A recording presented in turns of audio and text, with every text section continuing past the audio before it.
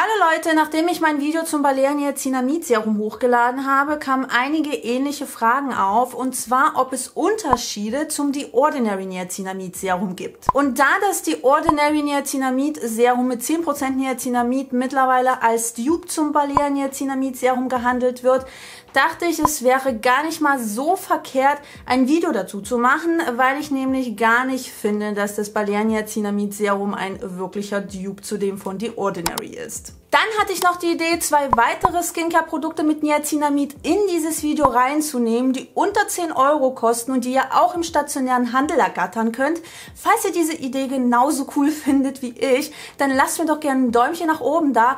Und wenn ihr euch auch so sehr für Hautpflege, Inhaltsstoffe und dekorative Kosmetik interessieren solltet, dann würde ich mich natürlich sehr, sehr darüber freuen, wenn ihr meinen Kanal abonniert. Bevor wir zum Produktvergleich kommen, möchte ich noch mal ganz kurz in Erinnerung rufen, welche Vorteile Niacinamid eigentlich für die Haut mitbringt. Ihr findet selbstverständlich alle Quellen wie immer unten in der Infobox. Niacinamid begegnet uns in seiner reinen Form als weißes Pulver, welches gut wasserlöslich ist und in gewissen Konzentrationen in Hautpflege einige positive Effekte auf die Haut haben kann. Ab 2% kann Niacinamid bereits talgregulierend wirken, und das ist auch ein Effekt, den viele Firmen als porenverfeinernd bezeichnen, denn wenn der Hautglanz minimiert wird, dann sehen die Poren optisch natürlich auch viel kleiner aus. In einer Konzentration von 4% kann Niacinamid Entzündungen lindern und 5% können bei Rötungen, aber auch Pigmentflecken hilfreich sein. Außerdem hat Niacinamid einen positiven Nebeneffekt auf die Haut, und zwar kann es die Hautbarriere stärken. Nachdem wir unser Wissen aufgefrischt haben, komme ich jetzt endlich zum Produktvergleich. Und da habe ich mich für diese 4 Produkte entschieden. Und zwar offensichtlich für das Balea-Niacinamid-Serum mit 10% Niacinamid, das The Ordinary Serum mit 10% Niacinamid, dann das Beauty Glam Niacinamid-Serum und die Isana Beauty Drops. Was die Inhaltsstoffe, Preise und sonstige Angaben der einzelnen Hautpflegeprodukte betrifft, habe ich euch diese kleine Übersicht in Form einer Tabelle gestaltet. Ich wusste einfach nicht, wie ich euch sonst am besten einen Überblick verschaffen soll. Und während ihr euch einen Überblick verschafft, werde ich so ein bisschen über die einzelnen Produkte sprechen. Falls euch das ablenkt, pausiert das Video, mutet das Video und schaut euch die Tabelle nochmal in Ruhe an. Ganz links in der Tabelle könnt ihr die Isana Beauty Drops sehen mit 5% Niacinamid, und das ist auch eine Konzentration, die ich wirklich gut finde und die auch sehr einsteiger- und anfängerfreundlich ist. Klar, es gibt Produkte mit höheren Konzentrationen wie die nachfolgenden in der Tabelle, aber viel hilft nicht viel. Vor allem, wenn ihr gerade erst anfangt, euch mit Actives auseinanderzusetzen und euch eine Hautpflegeroutine zusammenzustellen, ist es nicht immer gut, gleich auf volle Pulle zu gehen, denn das kann unter Umständen die Haut reizen. Denn wie bereits erwähnt, Niacinamid ist bis 5% relativ gut erforscht. Alles, was darüber hinausgeht, muss jetzt nicht zwangsläufig Benefits für die Haut mit sich bringen, sondern kann auch unter Umständen die Haut reizen. Also da lieber langsam anfangen und dann schauen, inwieweit man eben mit höheren Konzentrationen besser zurechtkommt oder ob das irgendwelche Vorteile für einen mitbringt. Und da sind die 5% Niacinamid in diesen Isana Beauty Drops auf jeden Fall richtig, richtig cool. Was ich jetzt nicht ganz so toll finde, ist die Tatsache, dass die Beauty Drops parfümiert sind, aber ohne deklarationspflichtige Duftstoffe, und das Produkt ist auch eingefärbt, was ich jetzt nicht so hundertprozentig nachvollziehen kann. Zu den 5% Niacinamid bekommt ihr auch noch feuchtigkeitsbindendes Glycerin, dann Propylenglykol, was auch feuchtigkeitsbindend sein kann, und hydrolysierte Hyaluronsäure, die auch zu den teureren Formen des Hyalurons zählt und wo ich jetzt auch nicht gedacht hätte, dass man das in so einem Drogerieprodukt für 4,99 € verarbeiten würde. Direkt daneben haben wir das Beauty Glam Niacinamid Serum mit 8% Niacinamid. Ihr seht, wir steigern uns langsam, aber stetig. Mir persönlich sind ja 8% ein bisschen too much, weshalb ich dieses Serum wie ein Booster verwende. Ich vermenge es sozusagen mit anderen Produkten, und dafür eignet sich dieses Serum richtig, richtig gut.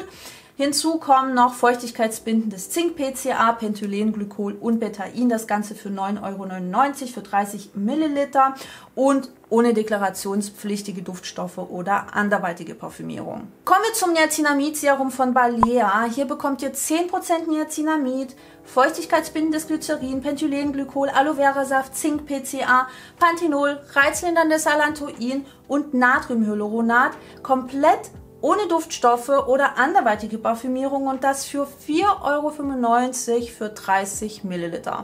Und zu guter Letzt das Niacinamid-Serum von The Ordinary mit 10% Niacinamid, feuchtigkeitsbindendem Pentylenglykol und Zink-PCA.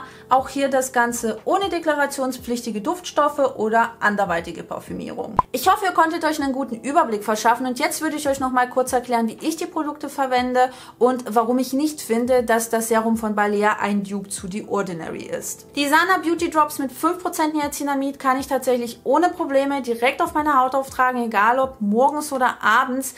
Aber was mich an diesem Produkt wirklich arg stört, ist die Parfümierung. Klar, das ist sehr, sehr subjektiv, aber ich mag einfach diese künstlich blumigen Düfte überhaupt nicht, auch wenn das Ganze hier relativ schnell verschwindet. Ich mag das einfach nicht, wenn das so dermaßen intensiv riecht. Die Textur ist sehr angenehm, lässt sich easy auftragen und ich hatte jetzt auch nie das Gefühl, dass da irgendwas extrem auf der Haut kleben würde. Mein persönlicher Favorit zum Aufpeppen von Produkten ist dieses Serum von Beauty Glam und das liegt schlichtweg daran, dass es überhaupt nicht klebt. Ich kann das wirklich mit allen möglichen Produkten verbinden und vermengen, ohne dass es sich auf meiner Haut abrollt oder unangenehm anfühlt und das finde ich wirklich großartig. Es ist zwar ein bisschen teurer im Vergleich zu den anderen Produkten, aber dadurch, dass ich es eben zum Boosten verwende und relativ wenig nutze, wird mir dieses Serum wirklich lange reichen. Ich kann es zwar nicht direkt auf meine Haut auftragen, weil ich damit dauerhaft nicht so gut zurechtkomme, also da habe ich schon meine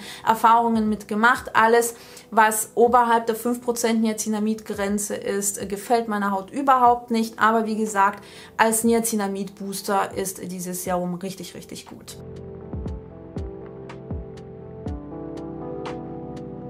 Jetzt erkläre ich euch noch kurz, warum das Balea Niacinamid Serum meiner Meinung nach kein Dupe zum The Ordinary Serum ist. Okay, kommen wir erstmal zum Offensichtlichen und zwar enthält das Balea Niacinamid Serum im Gegensatz zum The Ordinary Serum zusätzlich Allantoin, Panthenol und Natriumhyaluronat. Dann kommen wir zum weniger offensichtlichen Punkt und zwar zur Konservierung. Und da muss ich aus Produktentwicklungssicht sagen, dass ich persönlich die Konservierung beim Balea Niacinamid Serum deutlich ausgeklügelter und moderner finde. Das Konservieren bzw. Haltbarmachen von Kosmetikprodukten ist relativ tricky und hängt von vielen Faktoren wie beispielsweise dem pH-Wert und den weiteren verwendeten Rohstoffen im Produkt ab. Das The Ordinary Niacinamid Serum setzt auf eine Kombi aus Phenoxyethanol und Chlorphenesin.